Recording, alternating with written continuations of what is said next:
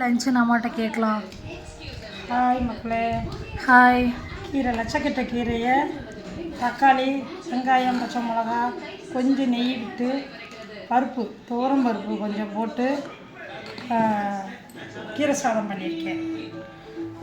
ஒரே ரைஸ்லேயே சேர்த்து கீரை எல்லாத்தையுமே போட்டு வெங்காயம் பச்சை மிளகா நெய் கொஞ்சம் போட்டிருக்கேன். ஓகே, 1 part ரைஸ் மாதிரி குக்கர்லேயே வச்சாச்சு. ஓகே, இந்த சாதம் சூப்பராக இருக்குது, சுட சுட இருக்குது, நல்லா சாப்பிடலாம் வாங்க மக்களே. ஓகே, கீரை சாதம். ஆமாம், உருளைக்கிழங்கு மசாலா போட்டு வச்சுருக்கேன். ஓகே, கீரை சாதத்துக்கு உருளைக்கிழங்கு அப்பளம் இருக்குது. அப்பளம் வச்சுருக்கேன். பாருங்கள் மக்களே, எங்கள் வீட்டில் இன்றைக்கி கீரை சாதம் சூப்பராக இருக்குது, பார்க்கவே சூப்பராக இருக்குது. அப்படியே கீரை சாதம் 1 part ரைஸு, உருளைக்கிழங்கு, இது அப்பளம், மோதிர அப்பளம்.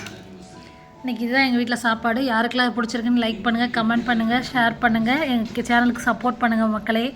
பாய் பாய்மா. பாய் மக்களே, வாங்க காற்று அடிக்குது, தட்டையே தூக்குது. ஆமாம், இதெல்லாம் இருக்குது, சூடாக வாங்க மக்களே.